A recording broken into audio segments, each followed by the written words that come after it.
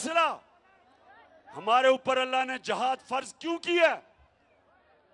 उसने जहाद क्या है कि जुल्म का मुकाबला करना है, नाइंसाफी का मुकाबला करना है, इसको जहाद कहते हैं। आपने जुल्म के बुत के सामने सर नहीं झुकाना। आपने जालिम से खौफजदा नहीं होना, क्योंकि अगर आप जुल्म के सामने नहीं खड़े होंगे, माशरे में जुल्म बढ़ जाएंगे।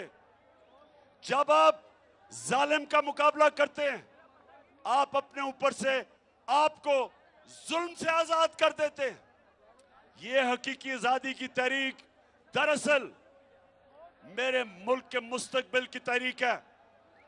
दरअसल ये मेरे नौजवानों के लिए है, ये मेरे आने वाली नस्लों के लिए है, और इसमें आप सब ने मेरे साथ चलना है।